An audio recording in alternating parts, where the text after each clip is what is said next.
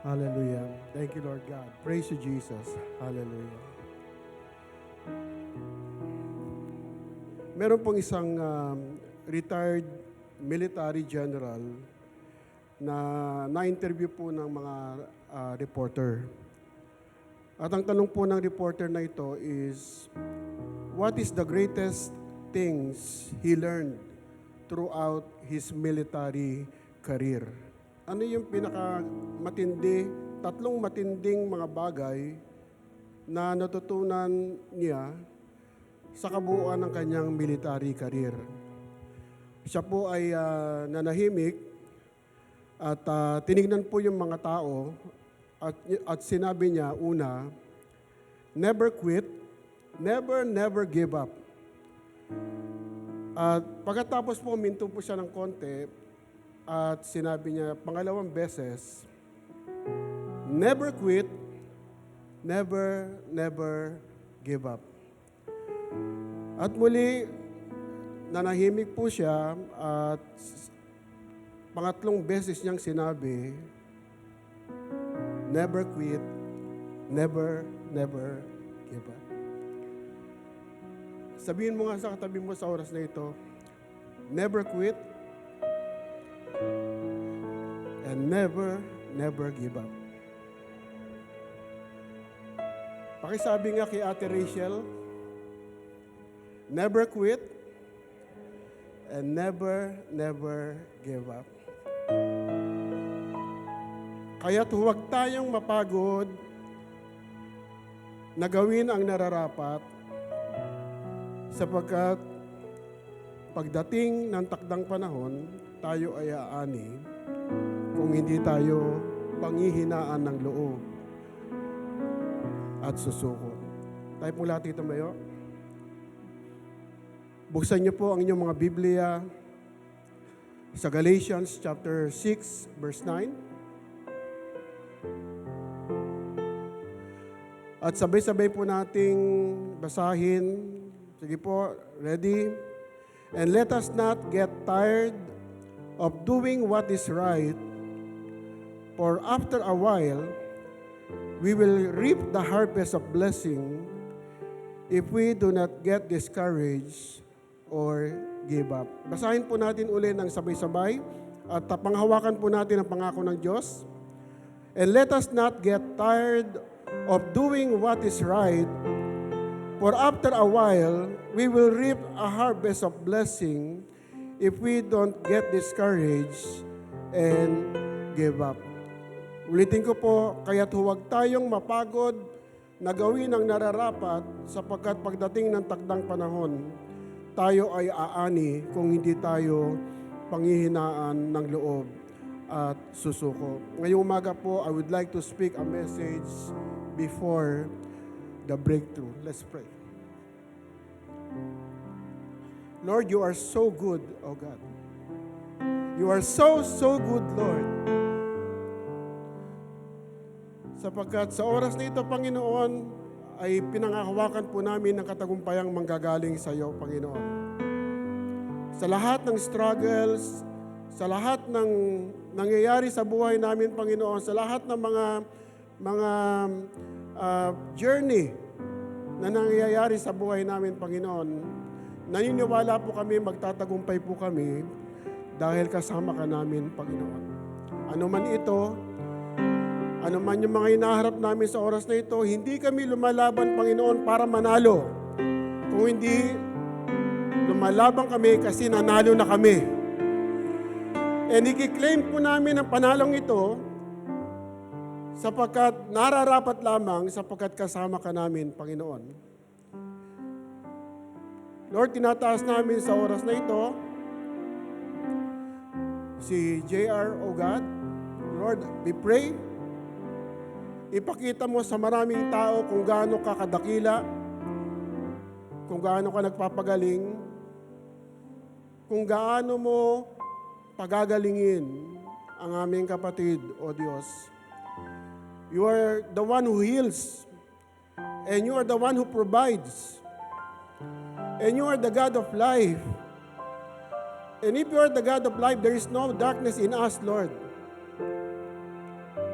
At dalangin namin sa oras na ito, Panginoon, ipakita mong iyong kapangyarihan sa aming kapatid sa oras na ito. And by faith, Lord God,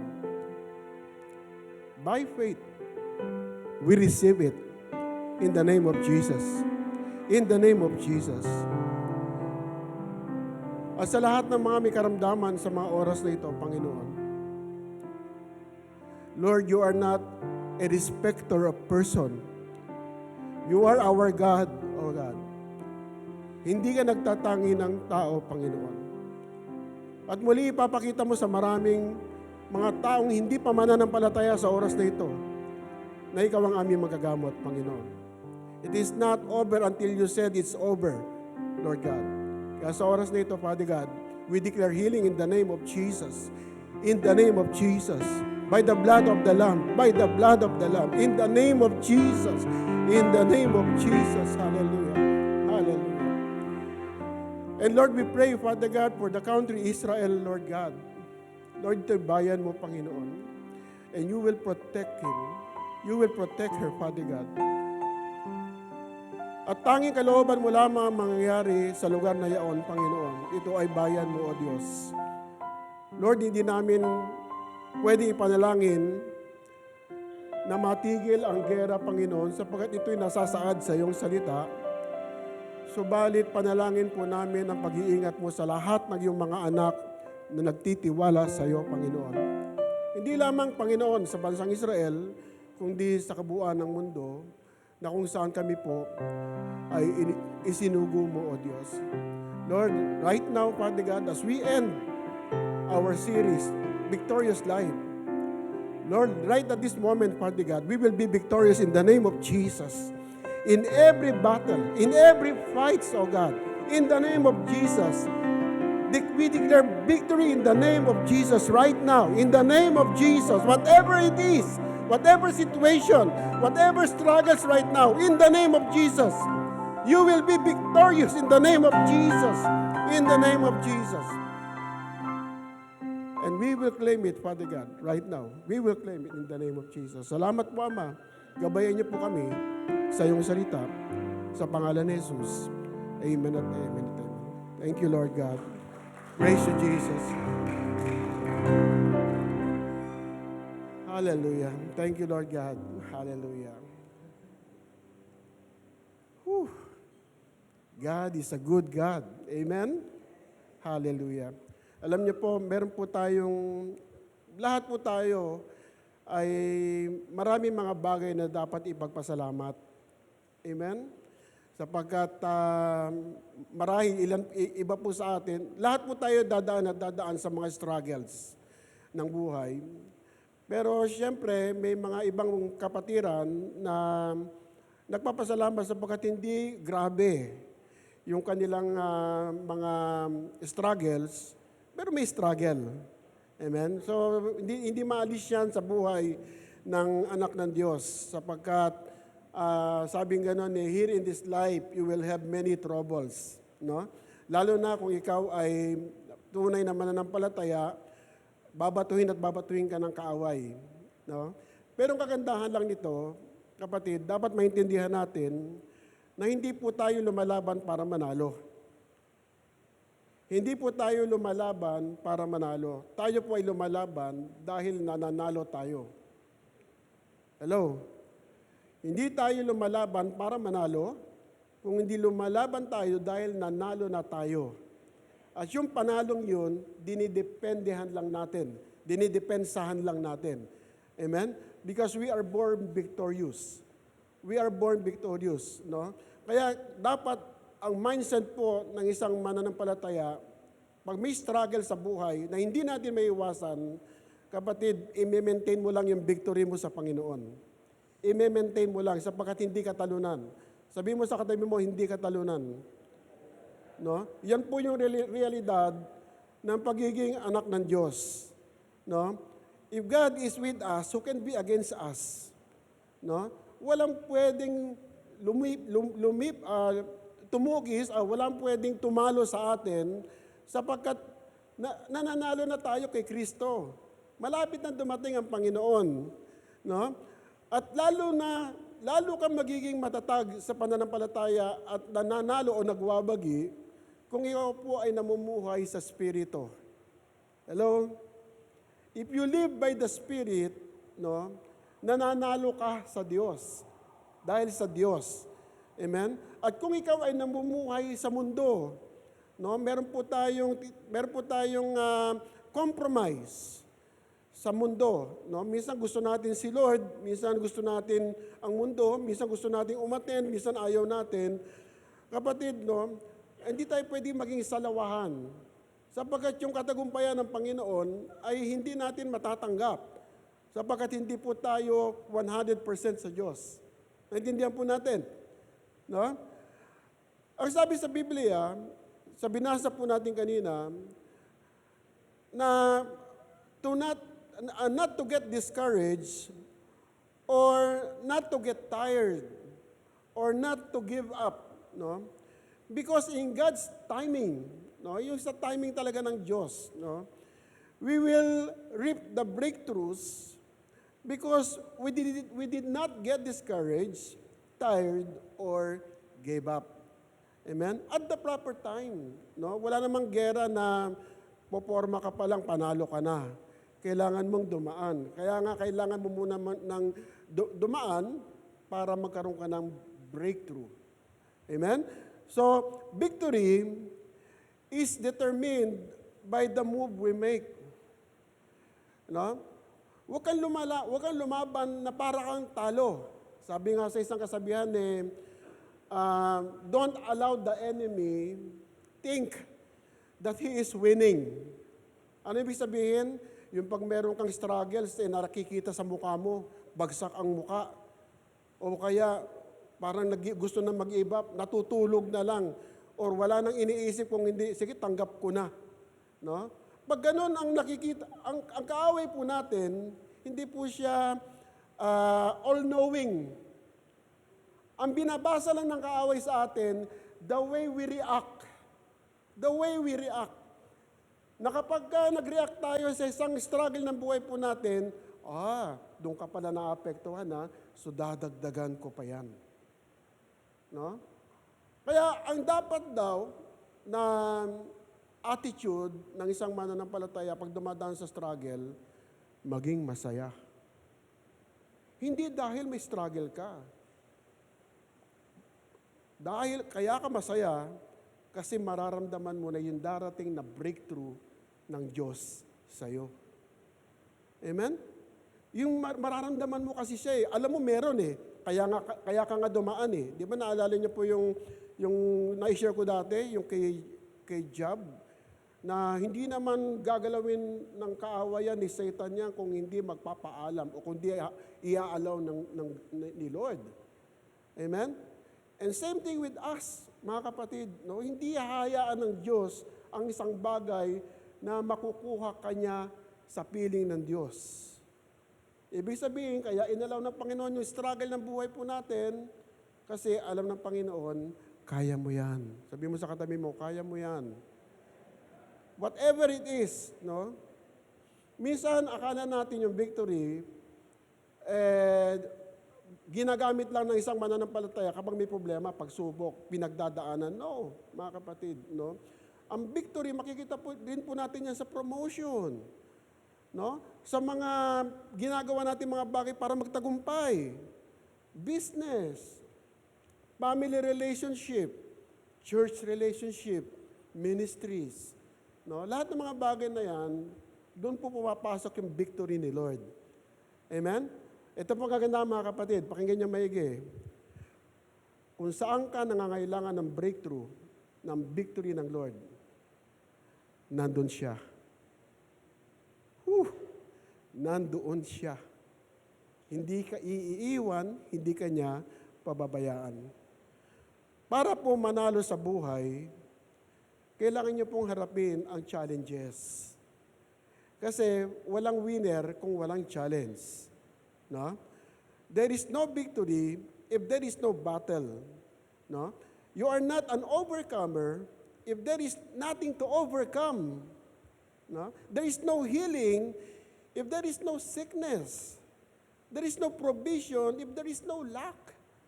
No? If there is no restoration, if there is nothing broken, there is no breakthroughs if there is no breakdown.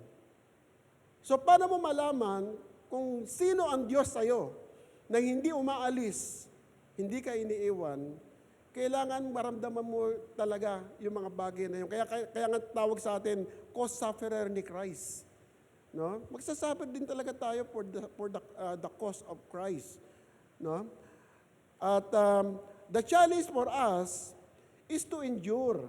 Pagtagumpayan po natin yung storm ng buhay kasi meron talaga siya. No? The challenge for us is to know that every victory we have a valley of the shadow of death. No? Meron talagang fight, meron talagang pupuntahan pag hindi ka magtatagumpay. No? The challenge for us is to know that in victory, there are struggles to face. There are struggles. No? Why? Because every battle brings forth breakthrough.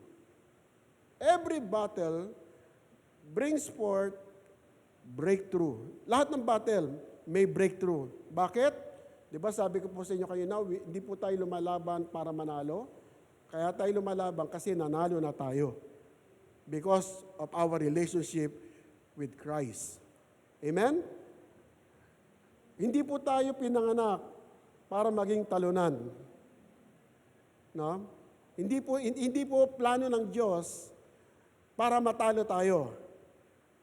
You are a child of God. Anak ka ng Diyos. No? You are the head and not the tail. You are the head and not the tail. No? Because you accepted Jesus as Lord and Savior, you have already received the ultimate promise of victory. Ano po yun? No? Yung eternal life na binigay sa atin ng Panginoon. No? Na if you truly receive Christ as your Lord and personal Savior, nothing can snatch you away from God's love. Hello? No? Hindi ka kayang agawin ng kaaway sa pag-ibig ng Diyos. No? Ito ay kung tunay mong tinanggap ang Diyos. Pastor, paano ko pa malalaman kung tunay kong tinanggap ang Diyos? Mabilis lang, kapatid. No? Nagbago ka ba? Nagbago ka ba? 180 degree. Na dati eto ka, ngayon eto ka. Hello? Kaya ikaw mismo, kami mga pastor o mga leaders, hindi po namin pwedeng husgahan ang isang tao kung siya ay may buhay na walang hanggan o hindi. O tunay na tumanggap o hindi.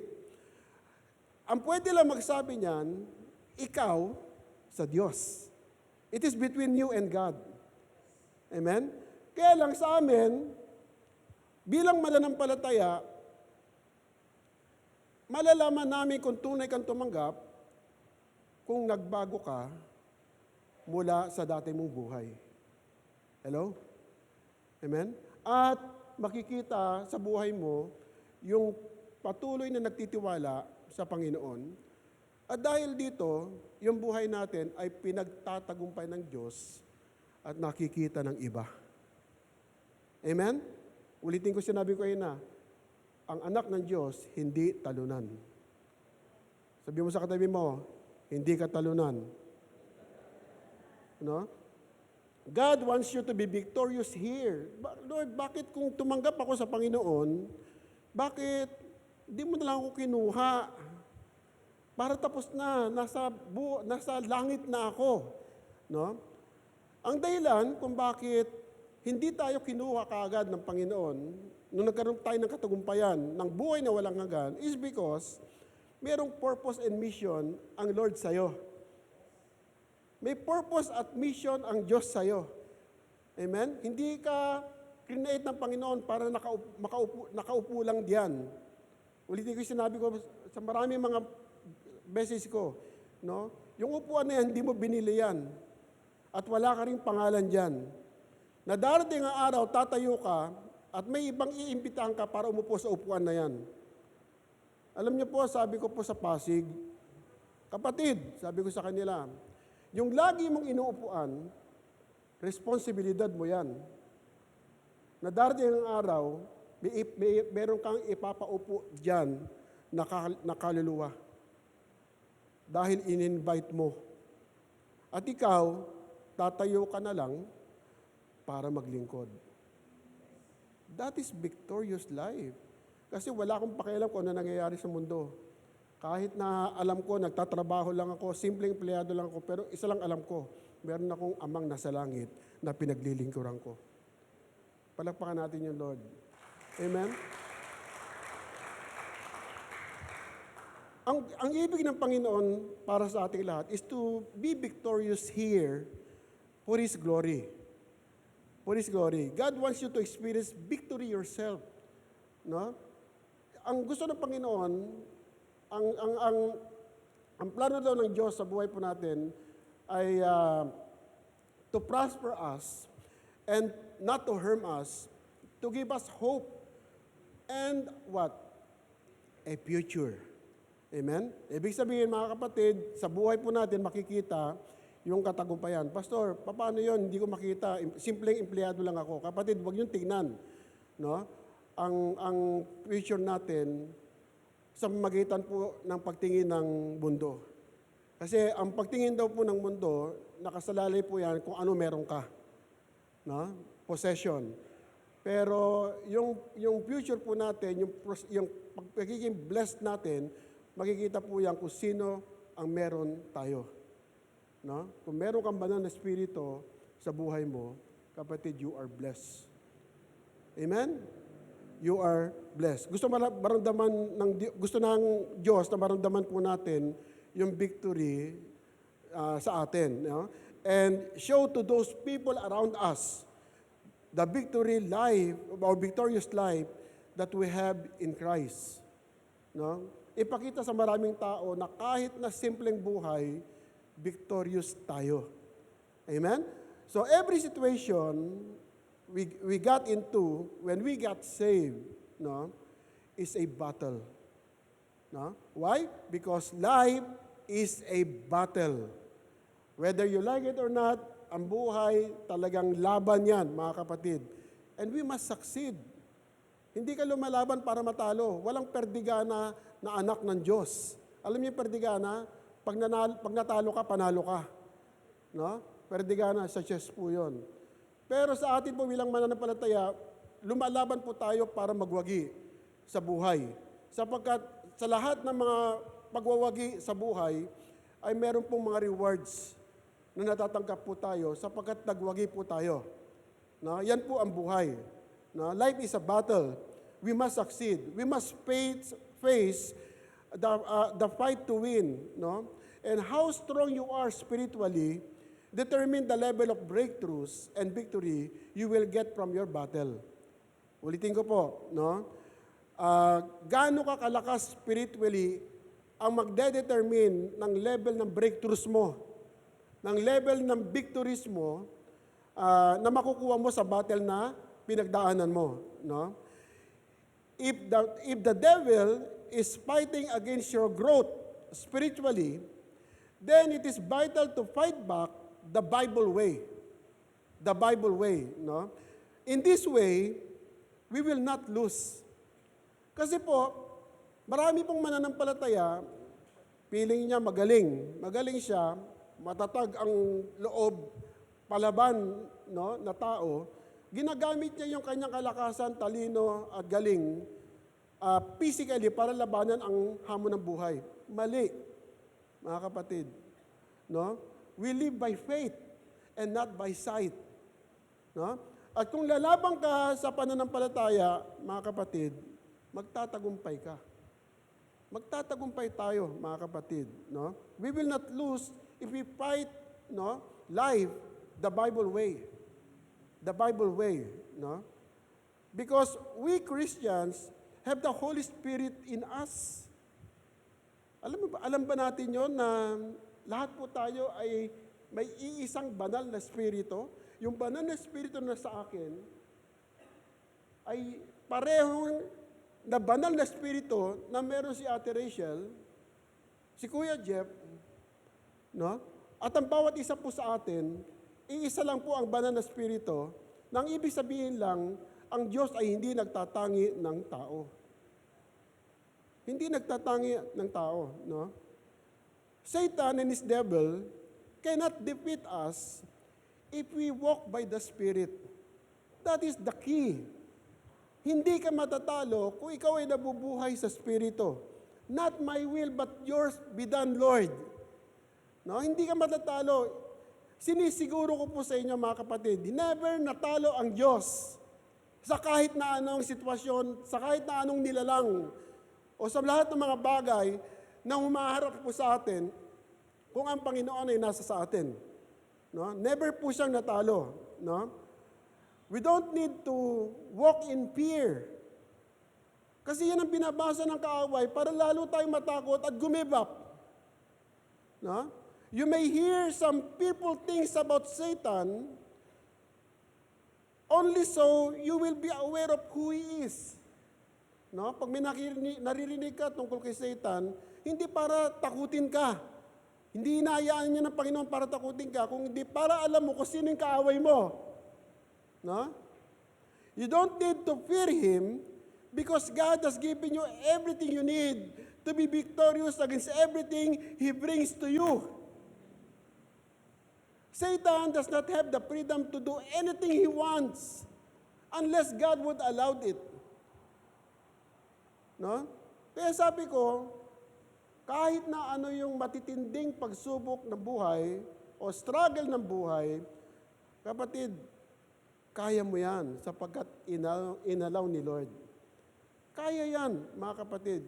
Kapag ka gumibap ka, it means hindi mo kinaya kasi ginagamit mo ang sarili mong kalakasan.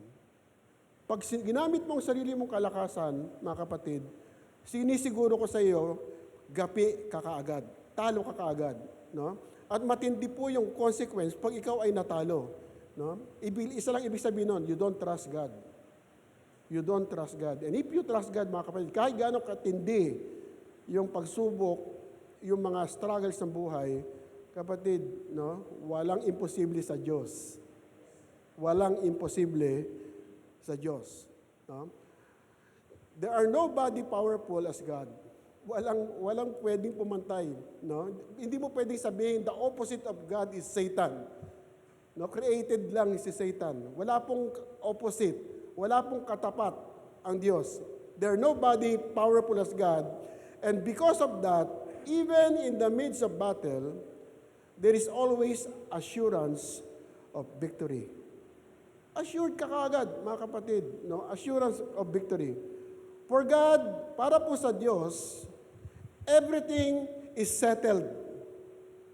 No? Kahit na po yung level ng o sitwasyon ng buhay po natin ngayon, sa oras na ito, para sa Diyos, settled na po yan sa Kanya. Victorious ka na. But for us, our situation is not over until we decide that it is over. Kailangan, kasi meron po tayong tinatawag na self-will. No? Kailangan piliin po natin na tapos na yung struggle ng buhay po natin, kahit nandyan pa. No? Si Abraham po, or si Moses, nung siya po ay haharap sa digmaan, o haharap sa Pharaoh, or si Abraham pala, si Abraham, nung ipinangako ni Abraham ang promised land, no? Huwag nating kakalimutan na si Abraham ay nandun pa sa wilderness. No? Wala pa siya doon. Pero kailangan niya i-claim kasi sinabi ni Lord. Sinabi ni Lord. No? So, no matter what your life is right now, or what it looks like, be assured that you are born for breakthrough. Magbe-breakthrough ka, no? Ano yung sabihin ng breakthrough? Ang hirap hanapin yung word na breakthrough sa Tagalog. Pero isa lang ang pwede kong masasabi, lalampasan mo lahat yan ng may kadagumpayan. That is breakthrough. No? We are receivers of victory through our Lord Jesus Christ. It is not by might, nor by power, but by the Spirit, says the Lord. Amen? So, even while we engage in battle, lumalaban pa lang tayo sa battle ng buhay, there is assurance that we will walk in victory. No? Because the Bible says, the one who is in you is greater than the one who is in the world. No?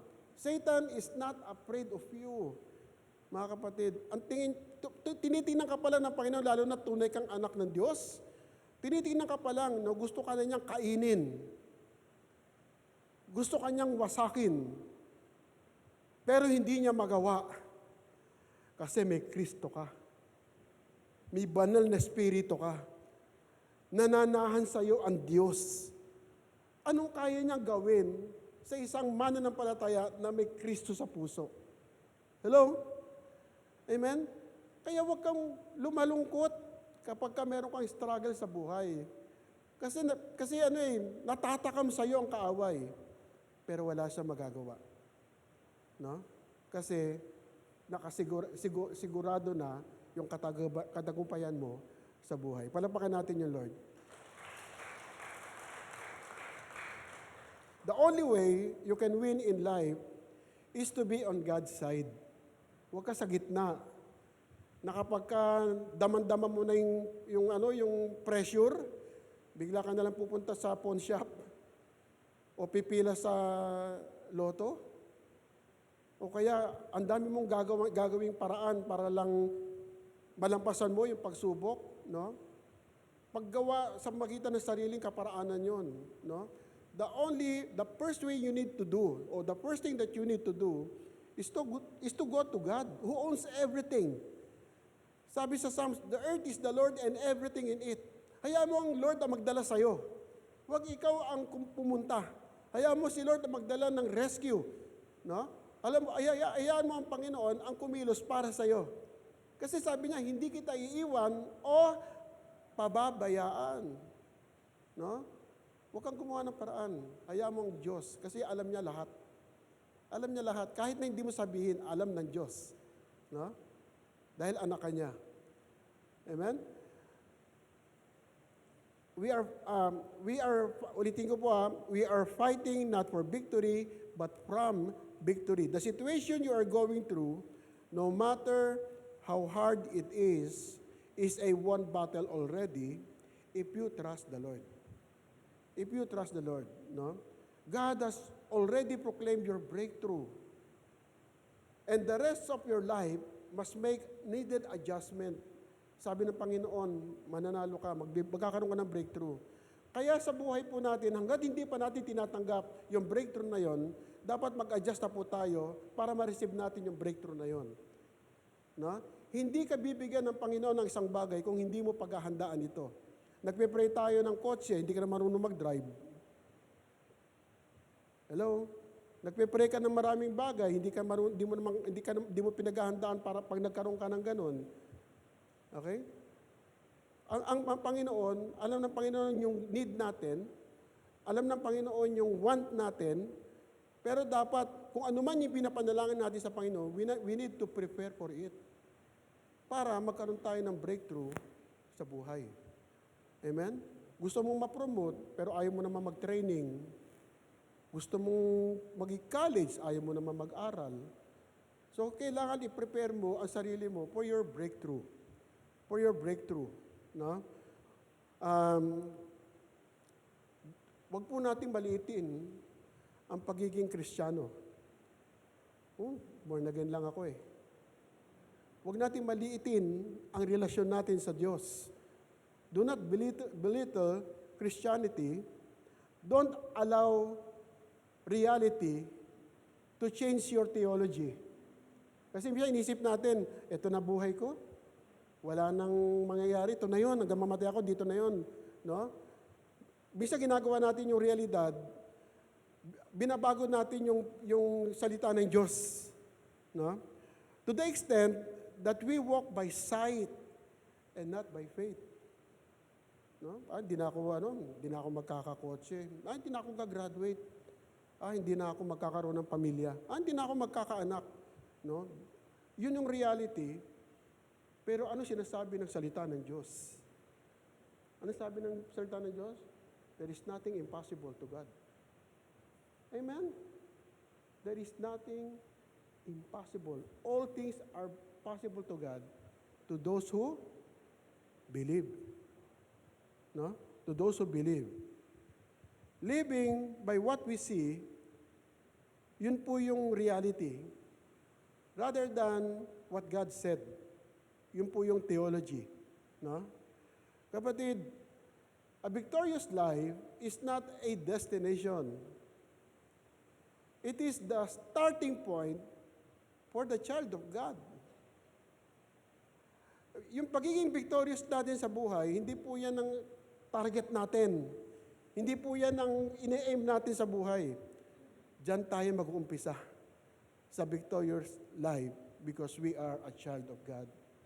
Because we are a child of God.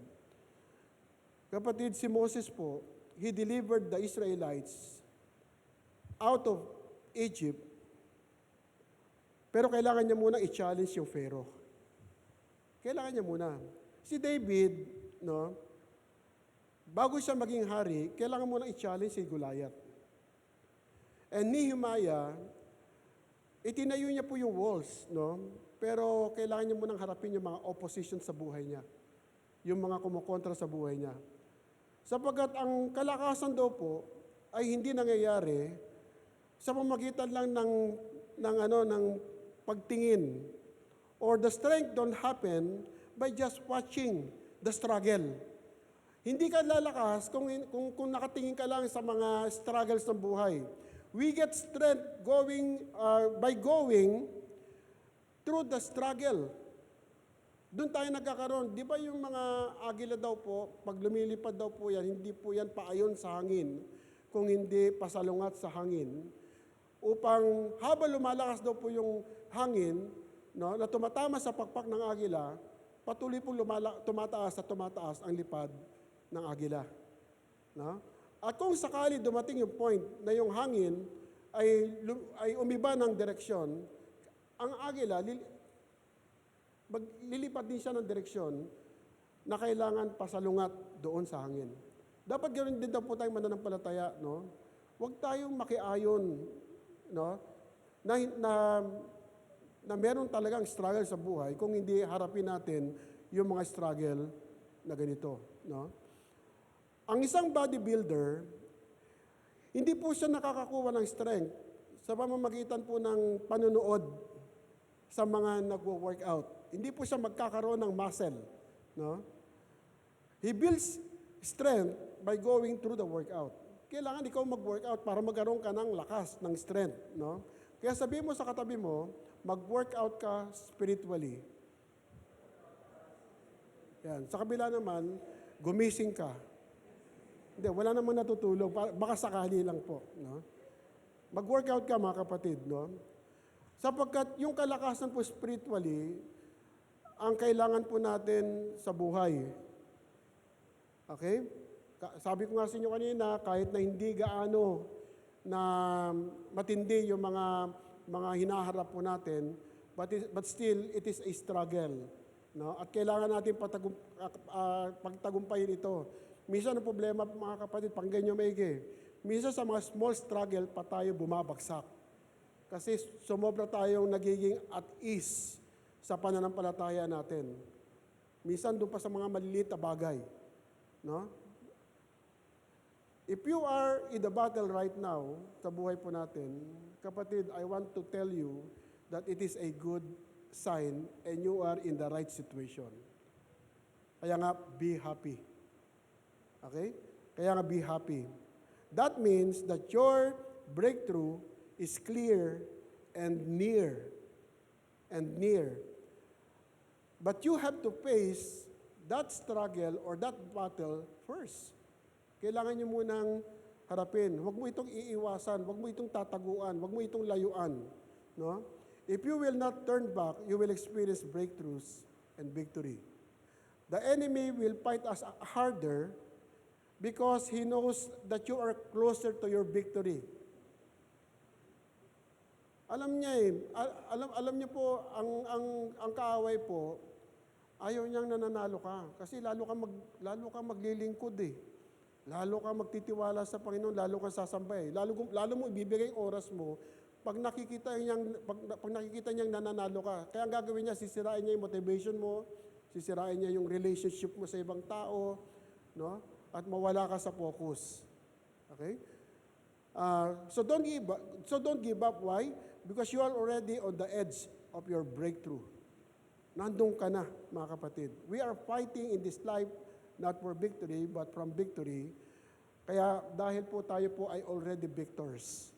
No? In between victories, there are attacks. No? In between breakthroughs, there are battle. No? There is no triumph without being tried. No testimony without a test, and no victory without a battle. Our greatest battle comes right before our greatest breakthrough. No? The Bible said that if we don't give up, we will reap the harvest. No? In other words, if we don't give up, in the midst of the struggle, we will get what God has for us. Sabi po sa Hebrews, no? So don't lose courage that you had in the past. Your courage will be rewarded richly. Sabi po natin, richly. Hindi po simple. Ang pananagumpay po natin, hindi lang po yung tumalong ka lang sa katagumpayan, kundi sobrang tagumpay mo. No? Let's put it like this, no? Don't let the devil think that he is winning. No? Be happy when you face spiritual struggle. It means that you are on the edge of your breakthrough and God wants to take us from strength to strength, victory to victory. No? It's all about what we do during the battle that determines where we go. Siguro, sa oras na ito, ilan po sa atin parang pakiramdam natin gusto natin bumigay. No? Pero ang sabi ng salita ng Panginoon, lahat ng mga nangyayari sa buhay po natin, pansamantala lang po yan. Okay? Minsan, kaya po tumatagal yung nangyayari sa atin kasi pinapatagal natin. Ninanamnam natin. Parang sakit ng ipin. No? Ako po, dumaan po ako ng 3 linggong sakit ng ipin. Nagpipris po ako, sumasakit ang ipin ko. No? Hindi ako pumupunta ng dentista dahil iniisip kong mawawala rin. So sa loob ng 3 linggo na masakit ang ipin ko, ang daming apektado. Pero isa lang ang solusyon. Pupunta ako ng dentista para magpagamot. No? Pinatagal ko pa, pero meron palang solusyon. Ganun din po sa atin, sa buhay po natin. Huwag kang manatili sa isang bagay. Magpatuloy ka. Sa lahat ng mga araw-araw, mga kapatid, no, kaya nga ginawa ng Panginoon 24 hours lang eh. Para yung kinabukasan will be another day. No? Kasi sabi sa Bible, the night may be filled with tears, but in the morning, we can sing for joy. Ibig sabihin, ngayon, medyo hindi okay. Pero bukas, no, mag-alala ka. Mag-alala ka sapagkat meron kang katagumpayan. Amen? The enemy will do its best to get us surrender during the weeping for the night. So we will never experience the joy in the morning. Amen? Be like Jacob. No? Alam mo si Jacob, no? Willing po siyang to wrestle para sa kanyang blessing o sa kanyang breakthrough sa buhay. No? Kapatid, no, gusto ko pong magbigay ng example ng ilang mga tao who battle for their breakthrough. No? First, let us look let us look before the breakthrough of David. Okay? Goliath tried to discourage the Israelites and David with these words. Di ba, habang yung kabilang isang lugar, puro mga Israelita, ready to battle. At yung isang side naman ay yung mga Philistine, led by a giant named what? Goliath, no? At si Goliath, sabi niya, wag na tayong kumuha na lang kayo ng isang lalaban sa akin, at kapag kung sino yung manalo, siya yung i-declare na winner sa digmaan. Okay? At araw at gabi, ito pong si Goliath, inaasar at hinahamak yung ating Diyos, inaasar yung mga Israelita. No? At dumating po sa point, no, na natakot po si Saul. Natakot siya kasi lalaki ng mga Philistines eh. Tapos natatakot pa sila sa mga buyo at pang-aasar ng kanilang champion, no? So, si David, nung time na yon, pumunta lang po siya sa lugar ng gera. Napagalitan pa nga siya ng kapatid niya, sabi niya, gusto mo lang manood eh. No? Para magdala ng pagkain. Okay? At narinig niya yung pambubuyo, pang-aasar, pananakot ni Goliath. At ang sabi ni David, sabi, sino ba itong tampalasan na ito? Ang liit niya, bata pa lang po. No? Siya po ay isang shepherd. Ano yung shepherd? Binabantayan niya po yung mga tupa ng kanyang tatay. At sa kanyang pagbabantay, mga kapatid, nakaka-encounter po siya ng mga battle. No? Sapagkat meron po gustong magtangkang kunin yung kanyang mga tupa, oso, saka ano ba yung isa? Leon. At ang ginagawa niya, kung ano yung meron siya, staff at slingshot, nadidepensahan niya po yung kanyang mga alaga. So nandun po siya, sabi niya, sino pong tampalasan na ito? Ano ba ibang Tagalog ng tampalasan? Salbahing ito, no? Na inahamak ang aming Diyos, no? At sinabi niya kay Saul, sabi niya, akong lalaban sa kanya, kung haharapin niya ako ng tabak, sabi niya, haharapin ko siya sa pangalan ng aking Panginoon. Hindi siya lumalaban dahil may equip siya, lumalaban siya kasi meron siyang Diyos sa kanyang puso. No? So, bago po maging hari, the next level of breakthrough ni David, kailangan niya munang harapin si Goliath, no? Sa Goliath. David, hindi niya mararating yung kanyang susunod na breakthrough kung hindi muna siya lalaban. God didn't let the words of the giant stop him from facing the giant. Kapatid, no, maniwala po kayo sa akin, your giant today will try to discourage you from your breakthrough by saying, sino ka ba? No? Hindi ka mananalo. It's not going to happen. Hindi ka mapopromote. Hindi ka papasa. No? You will never get free. Things are not going to change. Ayan ka na talaga. Hindi ka na magbabago. At sasabihin ng kaaway, you just give up and quit. Yan ang sasabihin ng kaaway sa'yo. No? When King Saul decided that David would face Goliath, alam niyo po kung ano ginawa niya? Kailangan i-equip kita. Kailangan suotan kita ng matibay. No? Kaya sabi po sa 1 Samuel chapter 17 verse 38 to 39, he or Saul gave his own armor. Yung hari, pinahiram niya yung kanyang armor to David for him to wear. A bronze helmet which he put on David's head, a coat of armor. David strapped Saul's sword over the armor and tried to walk. At dahil sa sobrang laki at sobrang bigat, hindi po siya makalakad. No? Because he wasn't used of wearing an armor. No? He can't fight with all this. Sabi niya, I cannot fight with all this, he said to Saul. I'm not used to it. Hindi ako sanay dito. No? So, he took it all off. Hindi niya po iniwan yung espada, hindi niya po iniwan yung Armalite, no? Tinanggal niya lahat kasi hindi po siya sanay. Okay? The next thing na dapat po natin makita rito is that God used what was tested in David's life to defeat the giant. No? Sabi po sa verse 30 to 39 again, sa verse 40 po yan, sorry.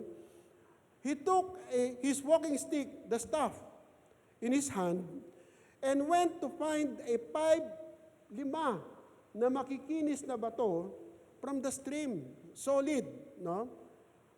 He put the 5 stone in his shepherd's bag and held his sling in his hand.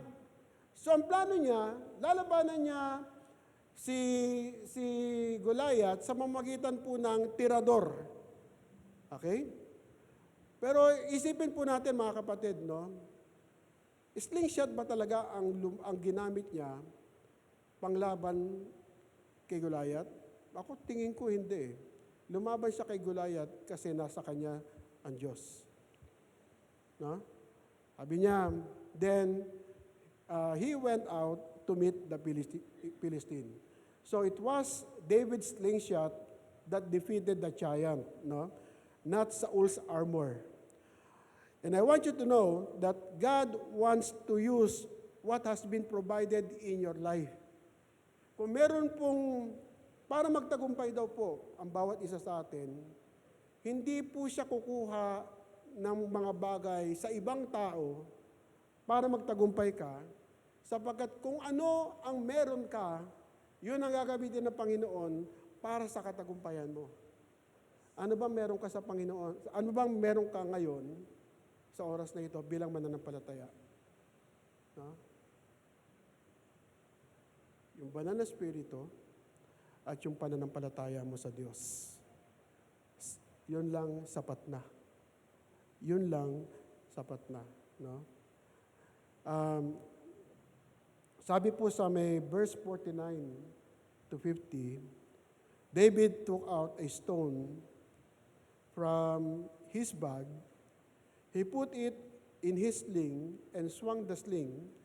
The stone flew from the sling and hit Goliath right between the eyes. Imagine niyo kung gaano ka-expert si David para tamaan yung giant sa gitna ng mata. No? At ang sabi sa isang description, bumaon daw po. Bumaon daw. No? The stone stunk deep into his head and Goliath fell to the ground face down. So David defeated the Philistine with only a sling and one stone. He hit the Philistine and killed him. Okay? One time po, meron po kaming Bible study sa Pasig. Ang sabi niya sa akin, Pastor, ilan ang hawak na bato ni David noong time na yon? Ilan? 5. Tama. Nung ginapi ni David si Goliath, ginamit niya ilan lang? Isa lang. Ano yung 4? Ano yung 4? Oh, just in case. Wala naman po sinabi. Pero just in case hindi tamaan, siguro gagamitin niya pa rin yun. Kasi kapatid, pakinggan niyo no? Medyo may paka-joke yun. Pero kapatid, no? Hindi ka papaharapin ng Diyos, no? Sa battle mo sa buhay na hindi ka equip. Na hindi sapat ang hawak mo. Kasi minsan, pumapalya tayo. Pumapalo tayo ng swing, minsan hindi tumatama. Nananalangin tayo, minsan mali, pinapanalangin natin. Lumalaban tayo, minsan hindi yun ang kalaban natin. Iba pala. Siguro, marahil, kaya may 5, kasi ini-equip ka ng Panginoon, na kung sakaling hindi, o magkamali ka ng laban, meron ka pang bala. Hello? Ganun kabait ang Lord, no? Hindi lang one chance. God is a God of many chances. Amen? Palapakan nga natin ang Lord. No? Be excited because this morning, the area that you are being tested in right now is about to become the area of your greatest breakthrough. God is about to release a new level of breakthrough upon your life in the area where you have faced the most toughest testing. Pag pinagtagumpayan mo yung laban mo ngayon, kapatid, sa susunod na dumating yan, baliwala na yan. Kasi ready ka na sa mas mataas o mas mahirap na testing sa buhay. No? Pero, the battle is already won. Amen? Kapatid, nung nadali ni David si Goliath, hindi sinabi na si Goliath ay may injury lang. Sinabi doon na siya ay namatay. Bumagsak po siya face down. At para sigurado, sensor lang po, tinanggal ni David yung ulo ni Goliath sa may sarili niyang espada. Okay? Victory has been won, mga kapatid. A shepherd. God is not a respecter of person. Kahit ano ka sa tingin ng tao, ng mundo, kapatid, no, malaki ang tingin sa'yo ng Diyos para magtagumpay. Pangalawa po, mga kapatid, let's take a look before the breakthrough of Isaac. Okay? Sabi po sa Genesis 26:1, now, ito po yung time na umalis na po si Isaac, namatay na po si Abraham at si Isaac po ay kailangan niya na mag-journey. At sabi po sa verse 1,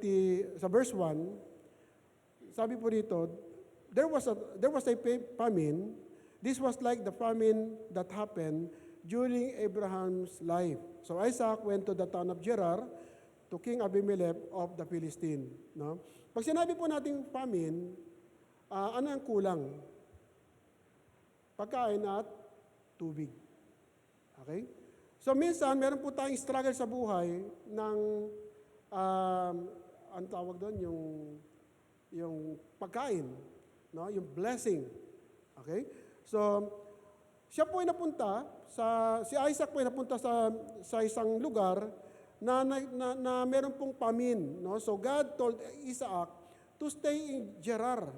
Imagine mo, Lord, dinala mo ko sa lugar na sinasabi mo na magiging inheritance ko, pero sabi mo masagana. Pero bakit tagtuyot? Walang tubig. Okay? Ang pangako ng Panginoon, ibe-bless po siya sa lugar na yon. Sabi po sa Genesis 26, verse 3 to 5, sabi rito, stay in this land for a while, sabi ng Diyos sa kanya, no? I will be with you and will bless you. Sabi rito, mga kapatid, walang pagkain, walang inumin, taggutom, tagtuyot. Pero sabi ng Panginoon, but stay here. Stay in this land for a while. Lord, bakit ganon? Akala ko, ang plano mo sa akin, i-bless mo ko, hindi ako mahihirapan.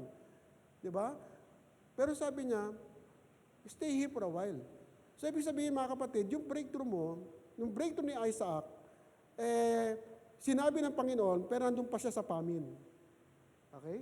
So, kailangan mo mag-adjust. Kung naniniwala ka sa Panginoon, sa pangako niya sa'yo, mag-adjust ka na. Paghandaan mo na yung breakthrough ng Lord sa'yo.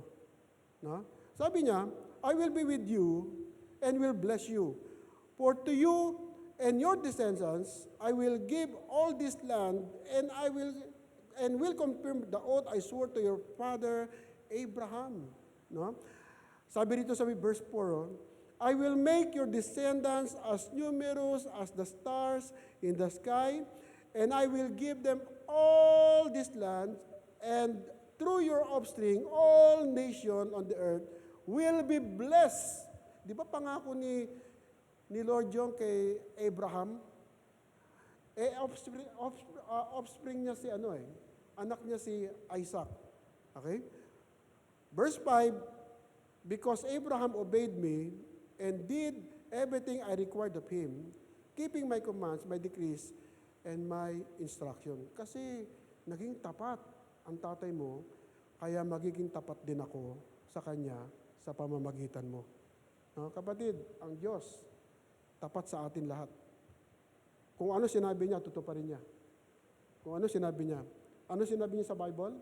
Depende kung paano mo binasa ang Bible. Kung nagbabasa ka ng Bible, may pangako ang Diyos. At yung pangako na yun, tutuparin niya. Ang tanong, kung nagbabasa ka ba ng Bible? Hello? Pag hindi ka nagbabasa ng Bible o nagbabasa ng Bible, anong pangako ang kaya mo panghawakan sa Diyos? Kapatid, wag lang po tayong mag-settle na nakikinig sa service. Even the Bereans, chinecheck nila kung tama yung preaching ni Paul. No? Masarap na-encourage po tayo sa simbahan, pero mas may encourage po tayo kung binabasa po natin yung talagang salita ng Diyos. At doon tayo kumuha ng pangako. Marami mga pastor, mga kapatid, no? Mabango magsalita. May nagsasabing pastor, pag ikaw ay Kristiyano, hindi ka nadadaan sa pagsubok. Hindi totoo yun. No? Para makasiguro ka, mga kapatid, kunin mo ang pangako ng Diyos sa magitan ng pagbabasa mo ng iyong salita, ng kanyang salita. Ang tanong dito, mga kapatid, nagbabasa ba tayo ng Bible? Ang dami nating drive, ang daming Bible dyan, no? Mga kapatid. Libre, Tagalog pa. Pero napansin ko mukhang konti lang yata ang kumukuha. Bakit? Gusto niyo English? Kukuha ko ng English, sige. Gagawin namin ng lahat, mga kapatid, para magkaroon ka ng pangako ng Diyos na pangahawakan mo para sa buhay mo. Amen? Sabi rito, sinabi ng Diyos yung pangako kay Abraham. So Isaac stayed in the land of Gerar, struck with famine. No? Then Isaac planted crops in the land, and the same year, reaped 100-fold. Nagtanim po siya sa isang tuyot na lugar, pero yung ding taon na yon, siya po ay umani ng marami. Because the Lord blessed him. Imagine mo, mga kapatid, tuyong lugar, tuyong lupa, tinaniman mo, pero tumubo ng 100-fold na napakadami. No? Hindi dahil sa may green thumb si Isaac, kung hindi may pangako ang Diyos sa kanya. Amen? May pangako ang Diyos, kaya siya bine-bless. He became rich, and his wealth continued to grow until he became very wealthy in a dry land. Hello? In a dry land. Sobrang blessed ng Lord. No? Kaya po, yung mga Philistine, yung mga taga roon, ay nagalit sa kanya at naging jealous. No? So ang ginawa po nila, para hindi po malayo yung kanilang estado kay Isaac, hinarangan po nila yung maliit na tubigan na si Abraham mismo yung nagtayo, nagpagawa. No? So in order for Isaac to encounter breakthrough, he had to challenge the Philistine. No? Paano po yun? Kailangan niyang gumawa rin ng mga wells, daluyan ng tubig. Kasi sinara pinutol So, una, siya po ay nagukay, subalit nung maraming tubig na umagos, inangkin ng isang pamilya. So, ang ginawa niya, hindi po siya nakipagtalo. No? Hinihayaan niya lang. Nagukay na naman siya ng pangalawa. Meron na namang umangkin. No? And on the third time, Isaac dug another well. At napansin niya na wala pong nag-argue sa kanya patungkol dito, wala pong umangkin. No? He said, "Now, the Lord found a place for us, and we will grow and be successful in this place." Okay? Kung nanghina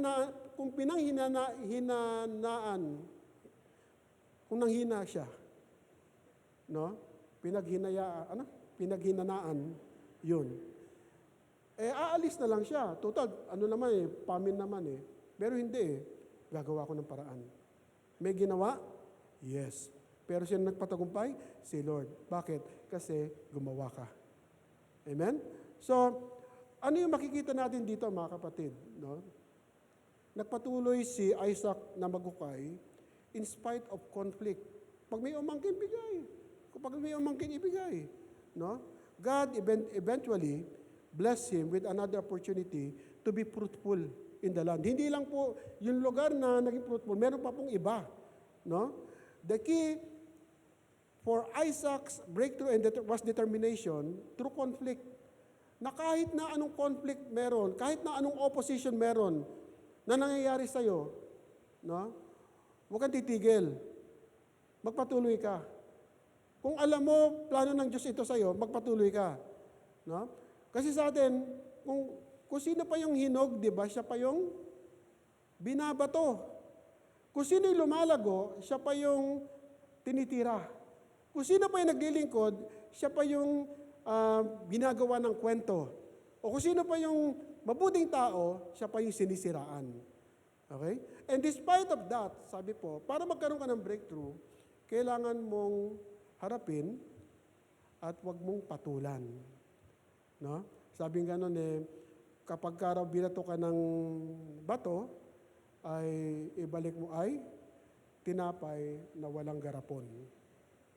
Okay? Tinapay lang, walang garapon. So, the key for Isaac's breakthrough was determination through conflict. No? As long as you refuse to give up, God will take us to the next level of our blessing.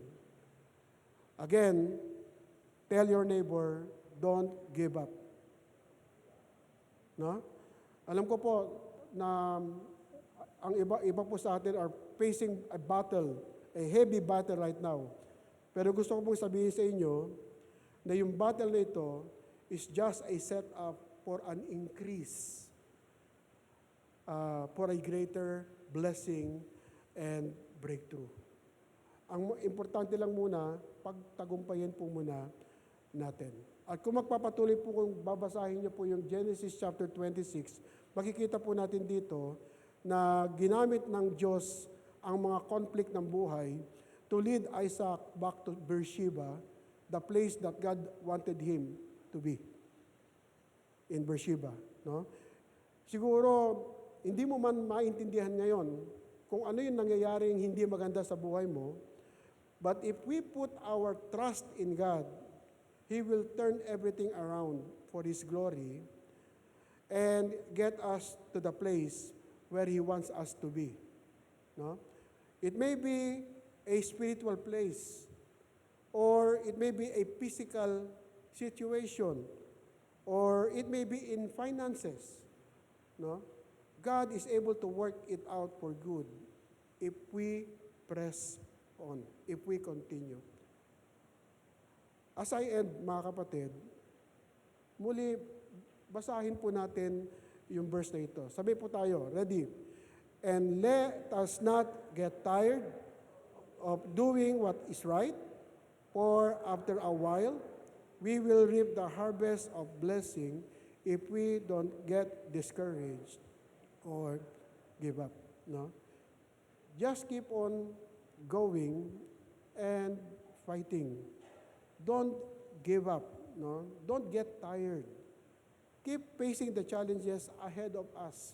Huwag mong tatakbuhan. Huwag mong tataguan. No? Because this is the battle before the breakthrough. This is the battle before the breakthrough. Let me tell you this, mga kapatid. God never lose. God never lose. No? Strength is not born by just seeing miracle. It is born in facing the struggle. Sabi po sa 2 Corinthians chapter 4, verse 8 to 9, we have troubles all around us, but we are not defeated. Ulitin ko po, we have troubles all around us, but we are not defeated. We often don't know what to do, but we don't give up. But we don't give up. We are persecuted, but God does not leave us. God does not leave us. We are hurt sometimes, but we are not destroyed. Whew. What a promise. What a promise. Yan ang pangako na panghawakan mo sa Diyos. No? It's just a matter of time. It may be tonight, maybe tomorrow, maybe next month, but the battle is going to end. The battle is going to end. That challenges is going to end. That storm is going to end. And when it does, you're going to be standing. Why? You are standing because of the grace of God. Tayo pong lahat dito mayo. Hallelujah. Thank you, Lord. Thank you, Lord. This is not your first fight. This is not your first storm. This is not your first trial. It may look bad, but God said, you are going to make it because the fight is secured. The fight is already at hand. And the only way you can lose is not to fight in faith. So take unto you the whole armor of God, strap on your shield of faith. The victory is yours because you are a child of God. Can you worship the Lord right now and thank the Lord for that victory, that promise? Hallelujah. Thank you, Lord. Thank you, Jesus. Come on, church. Come on. If you claim that you are victorious, you worship the Lord. Hallelujah, Lord. Thank you, Jesus. I am victorious.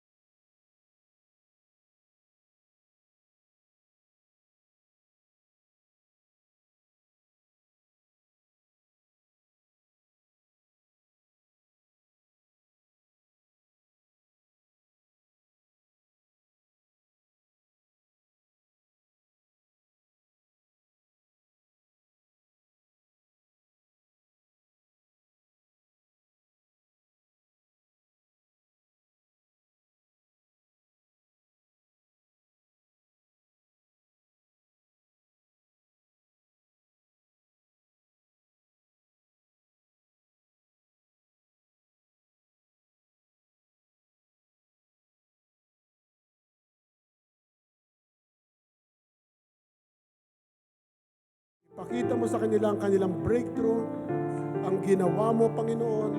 Ipakita mo, Panginoon, kung gaano ka kadakila sa bawat isa, Father God. Na sa kabuuan ng linggong ito, Panginoon, ay mararanasan namin, matatamasa po namin ang katagumpayang nanggagaling sa iyo, Panginoon. Lord God, pagpalain mo ang bawat isa, papalain mo ang kapatiran na nagtitiwala sa iyo, Panginoon. It is not by might nor by power, but by the Spirit of God. Lord, panalangin namin, Panginoon, that there will be promotion, there will be healing, there will be provision, there will be love, Panginoon, na mabubuo, Panginoon, sapagkat nandiyan ka, O Diyos. Lord, maraming salamat. Pagpalain mo po ang bawat isa. At lalabas kami, Panginoon, sa lugar na ito. Pinagpala mo, Panginoon. Maraming po salamat sa pangalan ni Jesus. Amen at amen at amen. God is blessed. God bless you po.